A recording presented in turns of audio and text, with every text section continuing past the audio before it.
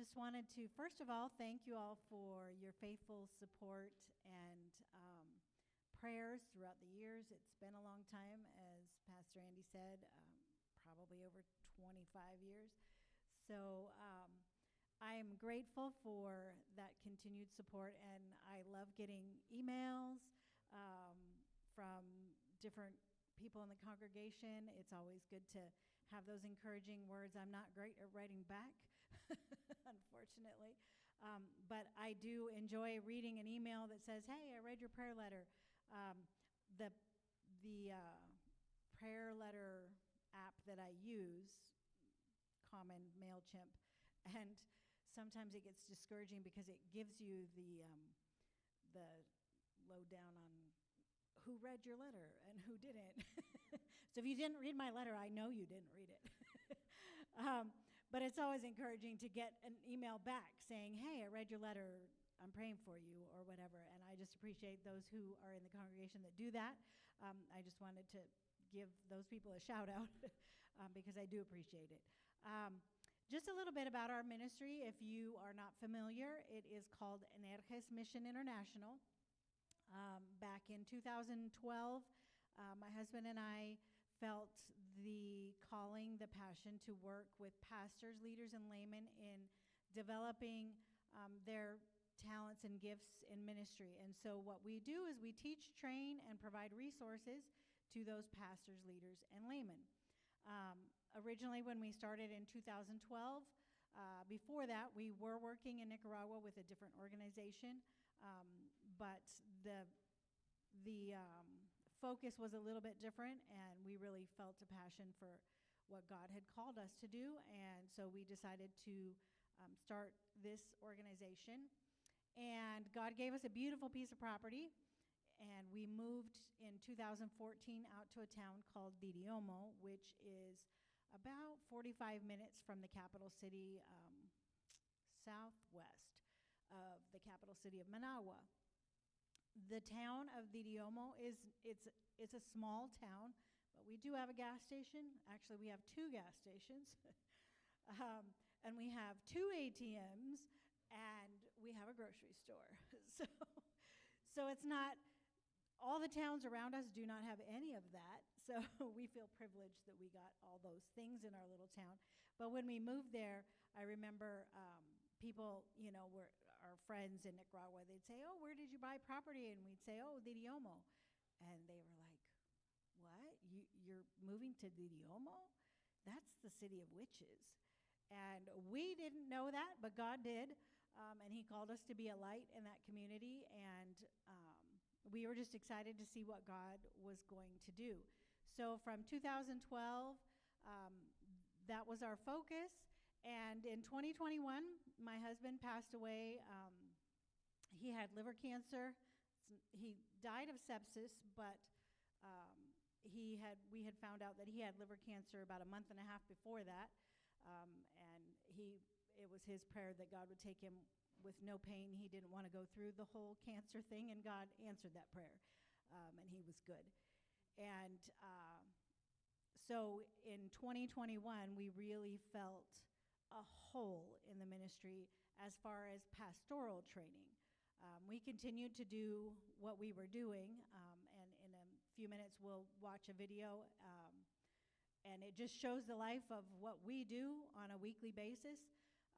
And then a few other extra things in there. But our life, most of it didn't change too much because he was the one who did pastoral training, but we felt that hole. And we're excited about what God is doing. Last time I was here in 2022, it was still a hole that hadn't been filled, and we were praying about it. Did a lot of inviting pastors to come down and teach, but no one came. Of course, that was right after COVID. We also had in 2018 a civil war, and if you go on the American website, the American Embassy website, it'll tell you that Nicaragua is a no-visit country. You're not supposed to visit us. Don't believe it. It's not what they say it is, but because of what happened in 2018, the U.S. government has put embargoes on the government on all kinds of things, and really the people are the ones suffering more than the government, of course. That's the way it works. But it is the safest country in Central America. So, and I'm an older single woman, and I live there, and I'm not scared at all. I'm more frightened being in Lakewood, where my daughter lives, in Tacoma area, than being in Nicaragua by myself. So, but God has slowly been filling those holes.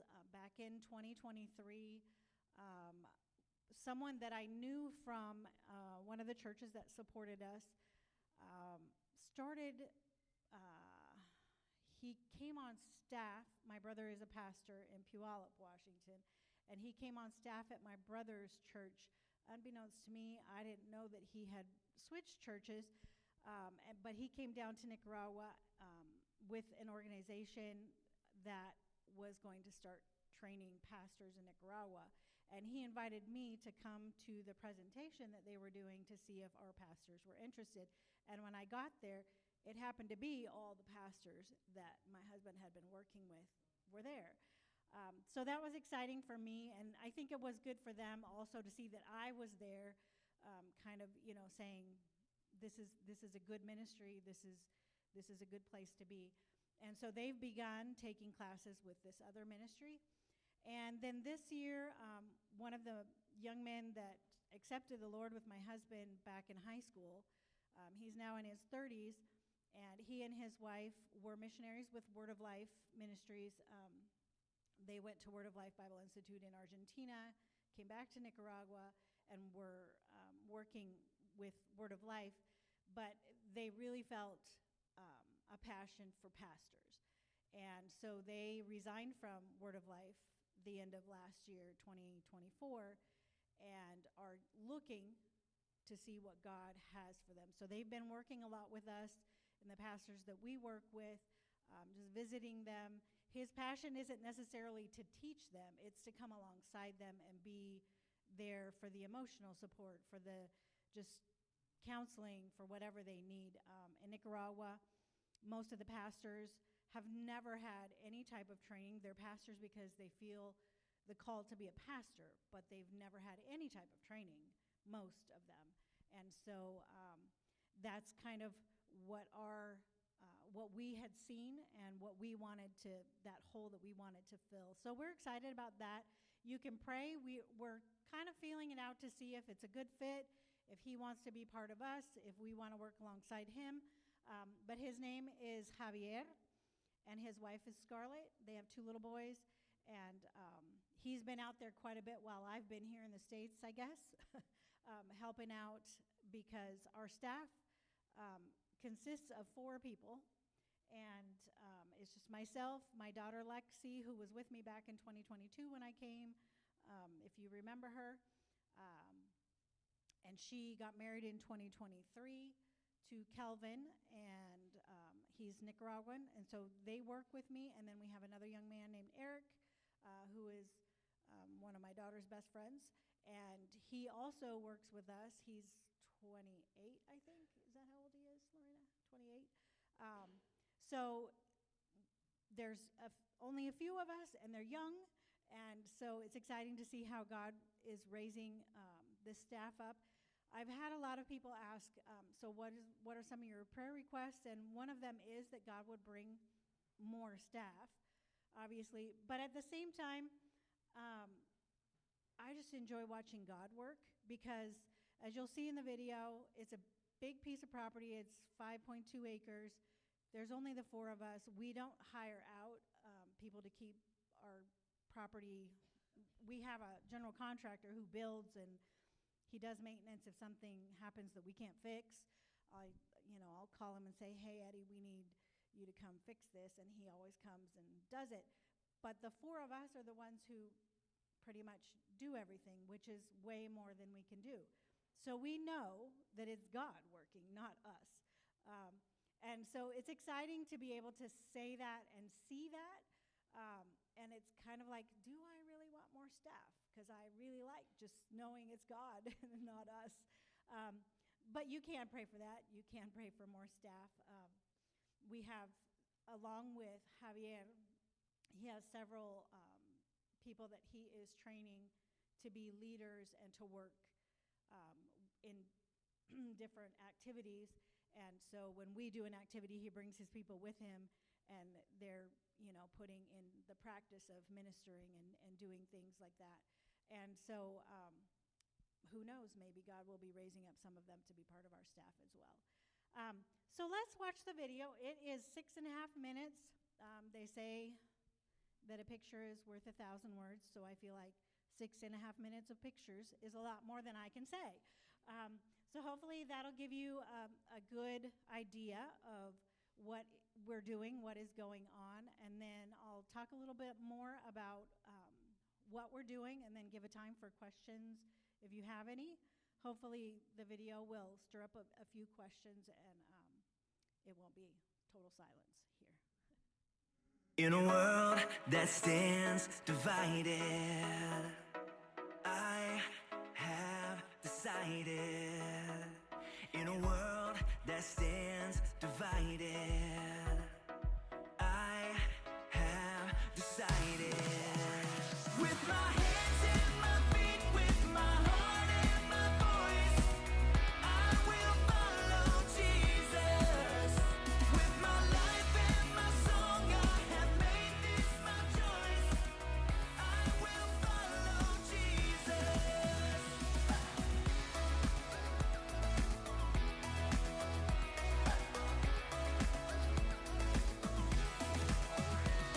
In a world that stands divided, I have decided, yeah.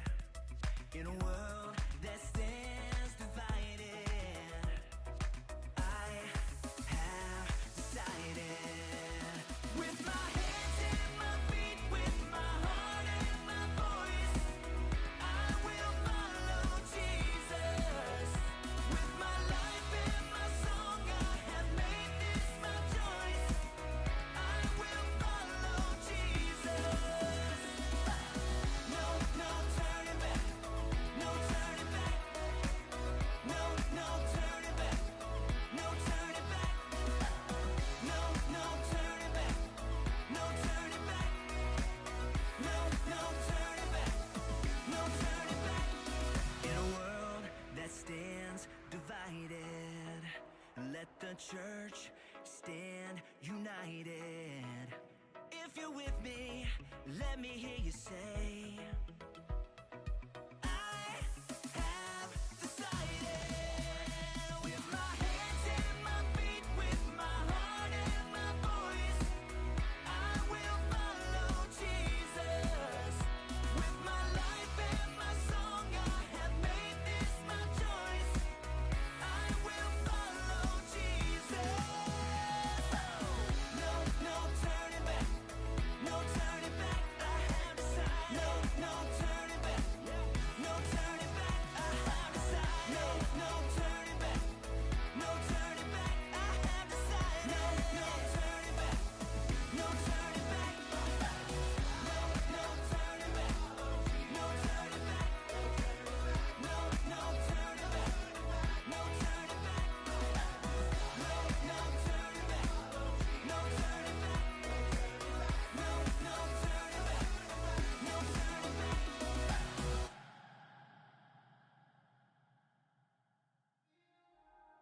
So many people trying to fill a void inside, so many questions, asking how, asking why. I might not have all the answers, but I've tasted and I've seen there's a better path with Jesus. There's no going back for me. I'm gonna live the way he says to live, do what he says to do. You can choose whatever road you choose, but I'm gonna love the way he says to love, trust the way he says to trust. This word alone will never be enough, so I'm gonna walk with Jesus. I'm gonna walk. I'm gonna walk. I'm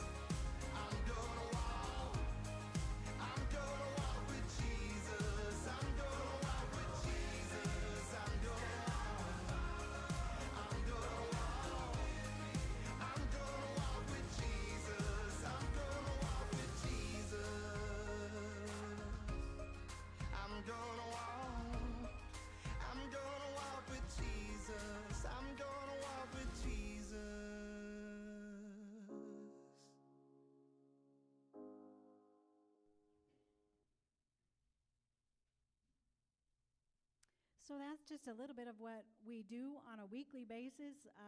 In the past, I had people say, "What do you do every day?" And when I was younger, obviously, I had 6 kids and I was a mom. I did the same thing all moms do.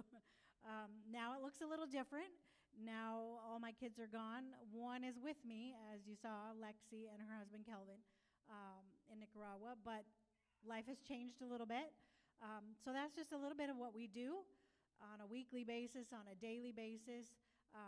And I hope that gives you a little more insight. I don't know how many of you get our prayer letters and emails. Lexi and I have this year kind of decided to trade off, and she does one, then I'll do one, then she does one, then I'll do one, so that you're not just hearing from me or just from her. But hopefully you get those and you're able to pray a little bit more specifically. As I said, the American Embassy has said that Nicaragua is a no-visit country, but it's perfectly safe. And back in these pictures of the teams were 2024. So last year was the first time we had teams in probably 7 years. So it was encouraging and exciting for us. And as you saw, there was a difference in amount of people. The youth team that came down they came with one of my daughters and their church. And that was a team of 21 or 22. Then we had a team of 2 because they actually had a larger team, and several of them went on the American website, U.S. website, and saw what it said and believed what it said. And I kept telling them, it's not like that, but they were scared. And I really do believe that's one of Satan's tactics, right? He does not want the gospel to be preached. He does not want God's word to be extended and people growing. So that was one of his tactics, and it worked with one group. But Remy and Dave came down and they painted one of our dorms, and they were the first team actually that came down. And then the team of 22 came down, so the dorm that they were staying in was painted because it had gotten painted before they got there. So that was nice. And then the last group of people that came down was just a family. They're actually there right now. They're coming to the property tomorrow and just helping. And I know for a fact that they felt like they didn't do much, but to us, it was a huge help. What they did was they came down, and as you saw, it's a lot of property, and we have what they call royal cedar trees, and they drop their branches like crazy. They just dry out. I don't even like the trees, but they're protected trees because they are good for furniture. They're very hard wood, and so they're good for furniture, but they drop their branches all the time. So there's branches everywhere, and it's really hard to mow when there's branches everywhere. So this family of 4 came down, and they just picked up branches on the property all day and picked up debris from construction and getting rocks out of the way and everything. And so because of them, we've been able to keep up the property maintenance that we would have never been able to do. It's rainy season right now. Rainy season lasts from May usually to the beginning of December, mid-December. And when it's raining, that grass grows, well, it's weeds, but we call it grass because we cut it. But it grows so fast that it's very hard to keep up with it. And if you've got to, be jumping down or stopping your lawnmower to pick up stuff and then go again and then stop and then go, it just takes way longer. And so it was a huge help. And I say that because a lot of times people say, oh, well, I don't have any specialties. I'm not gifted in this or construction or whatever. And you don't need to be gifted in anything. I mean, if you can pick up branches, you're helpful to us. So if you're interested, one of the things that I am doing while I'm here is inviting churches to come down and visit. It's one thing to see pictures. It's totally different to be there. And I can promise you, you will not be the same once you've been there. It's just to see God work and to see, as you saw, sometimes there's hundreds of people there at the property and doing things, And like I said, there's only 4 of us, so we know it's God doing it, not us. But it's exciting to be a part of that. And you are a part of it. Nicaragua, Energes Mission International Nicaragua is an extension of First Baptist Church of Moses Lake. You are a part of it. And we are so grateful for that. One of the other things that I wanted to point out is our Sunday morning worship. We don't call it church because of the government situation there, and I'll expand on that a little bit in a few minutes, but that started out as pretty much just our family. In 2018, when there was the Civil War, there were barricades that kind of blocked us into our town. We couldn't really go anywhere, and there was no Bible preaching church in our town, so we were going to a different town to go to church, and we couldn't.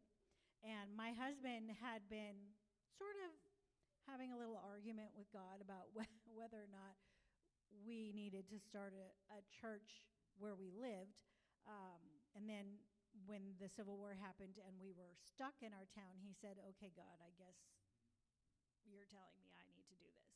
So we started, and like I said, it was just our family mostly. Then a few people started joining us because they were going to church in the town next to us, but they couldn't get there, so they started joining us. And we started growing, but it was people from other churches. When the barricades came down and when they were able to go again, they went back to their churches. And then COVID hit, and we continued to meet. We met outside in our gazebo. So we were outside, and God continued to add people to our congregation that were people that had come to know the Lord through the ministry. And as you can see, it's a fairly large group. Our attendance is between 30 and 40 every Sunday now, which is exciting to us, not only because the numbers are bigger, but also knowing that there's only one person that has come from a different church to our church, and he actually hadn't been to church in 12 years and married someone from our church, so he started coming to our church. But it's so exciting because every single person but one has been through our discipleship program, even the younger, all the way down to age 10. All the younger ones come to our kids club on Saturdays, and then on Sundays they're in Sunday school.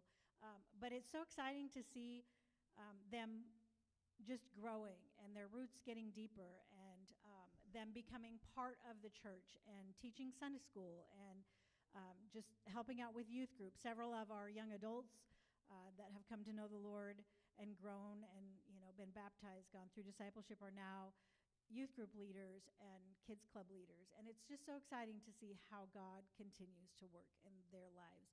And like I said, in 2021, I know a lot of people questioned, is Cheryl going to stay? But God called me to Nicaragua just like he called my husband. If you have never heard this story, we actually began praying for Nicaragua separately, not knowing that the other one was praying for Nicaragua, to go to Nicaragua. God had closed the door to where we had planned on going, and we just began to pray for a different country, each of us separately, and it ended up being the same country. So we knew God had called us to Nicaragua. And it's exciting to see that God continues to work. I mean, he obviously doesn't need a specific person.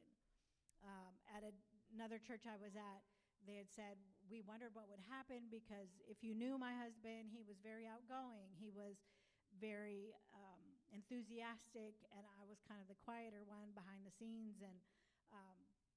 But God doesn't really need us, does he? So it's exciting to see how he has continued to be faithful and good, and he always is.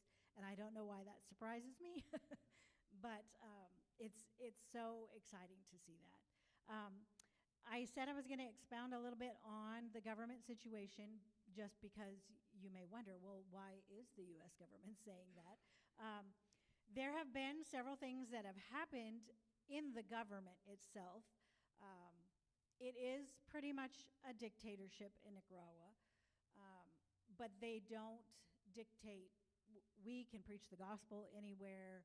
We're not hindered in any way with preaching the gospel, teaching, anything like that.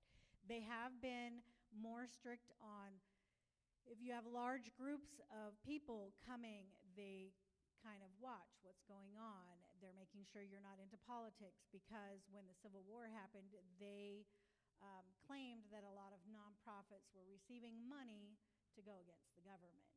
And so they came down real hard on the nonprofits. In the past, in Nicaragua, nonprofits always have, their rules and their regulations and laws, just like they do here. You have to have a board of directors. You have to turn in your financials at the end of the year. I mean, it's logical. But in Nicaragua, they never enforced those laws until 2023. And when they started enforcing the laws, there were so many nonprofits that have not been keeping up with their financials, or their board of directors are not, they're not even who they say they are. And so they closed over 1,500 nonprofits in 1 year. And here in the States, I know it came out as religious persecution, because I happened to be here when it came out on the news, and my dad called me in and said, "Cheryl, look at what they're saying." And I was like, I don't know what they're talking about. And it happened that a church that was from Texas, I don't know what denomination or anything, I just know that a church that had started churches in Nicaragua, their nonprofit was shut down, and they put 12 of their pastors in jail. But it turned out they were pastors who were laundering money, and there was just not transparency with the money situation. And so that's why they got put in jail. That's why their nonprofit lost their status. And when all of these nonprofits started losing their status, it became a little scary for us. We didn't know what was going on. We're friends with another organization that has a piece of property similar to ours. And actually, the man that was running it was the one who helped me when we first started out. So when they lost their nonprofit status, I was totally shocked. And I was like, what? And I was kind of worried until I went in one day. I was in Nicaragua. The laws change. They make up a new law about every 3 months.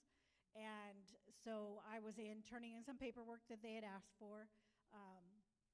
And we are compliant with all the laws, so we've never had a problem. We have a very good accountant. We have a very good lawyer that stays on top of things, and so when they need something, we're there doing it. And I was in the office, and a pastor came in, and he was crying, and he was talking to one of the ladies at a desk, and I could hear the conversation because I was near, and he said, "What do we do? I don't know what to do." And he was just sobbing, and she said, "Keep meeting. You're a church. You just lost your status. You can still be a church. You don't need nonprofit status to be a church." And that kind of made me feel better, because I thought, well, I mean, even if we lose our nonprofit status, we can still do what we do. As a matter of fact, they just made a law that came into effect this year where churches now are required to pay taxes on offerings and donations. So that's part of the reason why I said we don't call our church a church. It's just one of the other ministries that we do as an organization. We just call it family worship. So, but any donations that come in, you can't pass the offering plate and then not pay taxes on it. And it's 15%. It's not even a small amount. So there's really no benefit in being a nonprofit anymore. They started charging taxes on property taxes on the churches and the properties and whatnot as well. So there's really no benefit. But I've always felt that it's God's money and he will provide. And again, it's another way of Satan trying to stop the extension of the gospel. So it's not a dangerous place. It's just a government laws that have been passing that don't make sense. The U.S. government doesn't like the laws that are being passed, and so they say it's a bad country to visit. But I promise you, it's not. So I invite you to pray about it, think about it. again, you don't need any special qualifications to come. There's a lot to do. There's painting, there's landscaping, there's just so much to do that you can help us with. And we would be blessed to have you. Having mission teams is always one of those things that people say, well, you have to raise so much money to go on a missions trip. Isn't it more beneficial for us to just send all that money to you and you can do a project?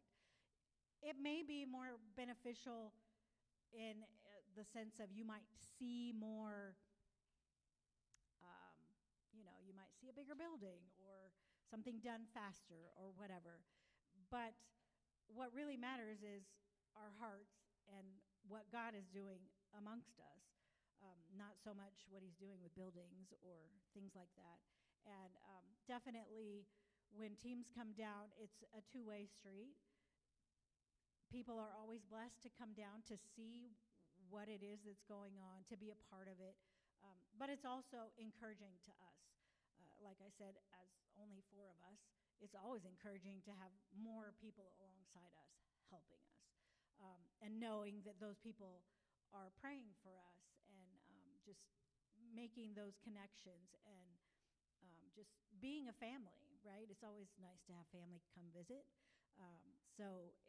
I just encourage you to think about it, pray about it, and I would love to see any of you in Nicaragua. So if any of you have any questions, I would love to at least try and answer them. Yes?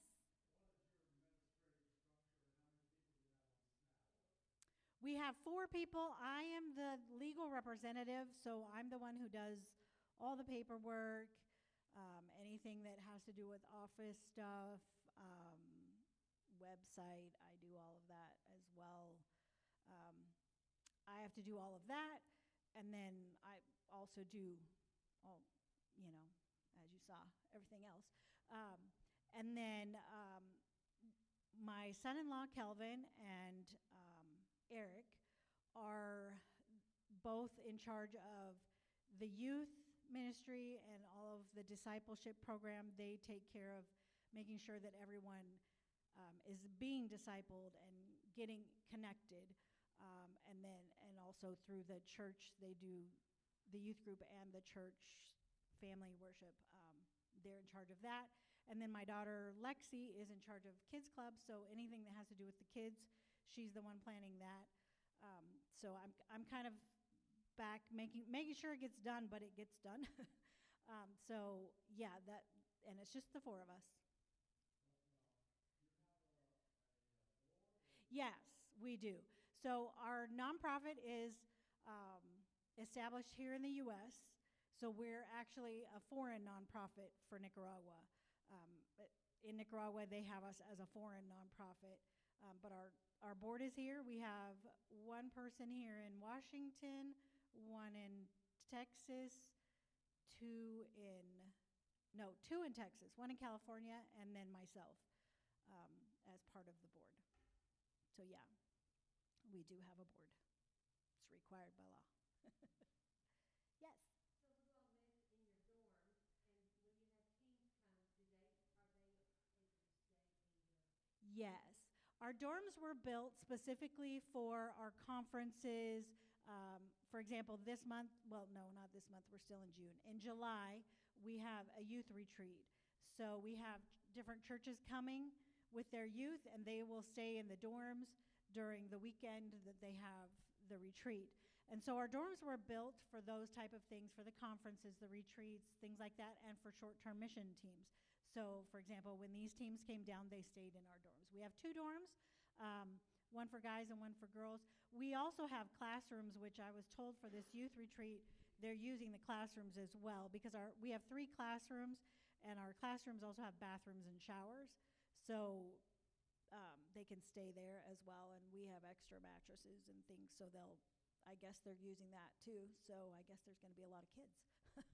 But yeah, they would always stay in our dorms. And in our multi-purpose building, we have a really large kitchen. One of the pictures, it was Sunday school kids sitting around, and my daughter was teaching Sunday school. That's actually in our kitchen, in our multi-purpose building. And so we have a large kitchen, so we serve up the food from there, and then they eat in the multipurpose building. That's why we call it a multipurpose building, because we do our seminars there, but we also eat there, and we do all kinds of things in that building. So, yeah. Any other questions? Yeah. 2024. So let me think about this. Our Nicaragua budget, what we do is, so in Nicaragua, they require us to, when we have donations come in, we have to, 2 weeks in advance, let them know that a donation is coming in.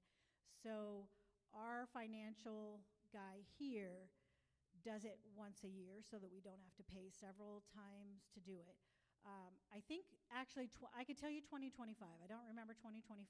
I know 2025, what came in for all the expenses, that includes our missionary, Eric. It doesn't include my salary or Lexi and Kelvin's, because we receive our salaries here in the States and then just use our debit cards in Nicaragua. So that what we got deposited for the entire year of 2025 was $18,500, and that pays our light bills, staff, anything else that our activities, anything else we're doing.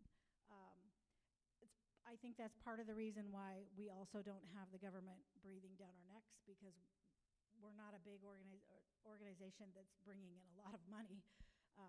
We're doing a lot of things, we're just not using a lot of money. So they don't really look at us too tightly. Pastor Andy had asked me about our support. God has been good and faithful. Even in that, I can say that we've never lacked. We actually, 2 of our supporters passed away last year. One of our churches dropped to less than half of what they were giving us, and we were kind of worried about it, but praying. And God has supplied that over and above what we needed. We've had some people just give lump sums throughout the year. They're not necessarily, monthly supporters. They just have given, and it's covered that. So that has been exciting to see as well. And I know it's exciting for them to see. I mean, I've been a missionary for 30-some years, and I've seen God's faithfulness throughout those 30-some years. But for them to experience it as well is just cool to see them get excited about how God supplies their needs, Eric is taking seminary classes online, and so he's got those expenses. Someone else pays part of that. He pays part of it. And then he lives on the property as well as I do. So we don't have like rent to pay and things like that. We pay our phone bills, our internet. Well, I pay the internet. He uses my internet, because why would we pay it twice? And then Kelvin and Lexi live about 100 meters on the property right next to Energes. Our family owns that property, and my husband and I bought it back in, I think, 2015, with the idea of splitting it up amongst our kids, with any of our kids that wanted to come back to Nicaragua. So 2 of them actually own property there. We've already given them their parts, and so Lexi and Kelvin live about 100 meters from our house as well. So we're all real close together, and again, our expenses aren't a lot. Nicaragua is a fairly inexpensive country to live in. Obviously, it's Central America, so it's not super expensive. Gas is expensive, but that's about it, really. Food is a little bit cheaper than here. I can't say it's a lot cheaper, but it is cheaper. When I go into the grocery store here, sometimes I'm like, wow, that's a lot of money. But yeah, that would be our Nicaraguan budget. Our overall budget, because of course we have to pay our fees for being a nonprofit, and our post office fees, and several other things that are medical insurance and things like that, that gets covered by the organization. but it's all money that we raise. It's not, it's not a company, so they're not making money, and Advocacy isn't making money. So those are all expenses that are paid here. But yeah, that would be. No, they actually didn't, because they've only been here once when one of Lexi's twin, Natalie, got married in September, and Kelvin had never been to the United States, and we actually thought that the embassy wouldn't give him a visa, but they did. And so they were here for a month, but they were just here for the wedding, and they haven't been back, but they do plan on coming back. So as of right now, everything that has come in has just been me raising support for all of us. Yeah. But they do want to come, and obviously you all probably know Lexi because she's usually with me. And I have my daughter Lorena with me and my latest grandson, Ty. Yeah. Yes, we do have a Sunday morning service. We have Sunday school and the service, and my son-in-law and the other missionary, Eric, trade off preaching. We also have visiting preachers probably every 6 weeks or so. We'll have someone else come in. The young man that I was saying to pray for that wants to work with pastors, he comes in quite a bit to preach on Sundays. We have another young man that, I say young man, I mean, he's not as young as he used to be, but he was with us for a while as a missionary. I don't know if you remember Osman and Gabi. They were missionaries with us for a couple years, and then went with ABWE. And ABWE is actually not really in Nicaragua anymore. So he is now teaches Bible at a Christian school. But he comes and preaches. He does a lot of our marriage conferences as well, he and his wife. So, yeah. So like I said, we do have, and we have other pastors that will come sometimes. The church that we used to go in the Capitol, the pastor of that church comes out sometimes and preaches. So, yeah. Yes? When you were here before, you spoke about thievery on the property. Has that diminished? Well, I would like to say yes, it has diminished. We do have, we had spoke about wanting to build a wall, so we have built most of the wall. There is one part that was not built yet, but just yesterday, Eric wrote me and said that a speaker got stolen because he's the only one on the property right now. Lexi and Kelvin went to Panama for a wedding, and they'll be back on Tuesday, I think.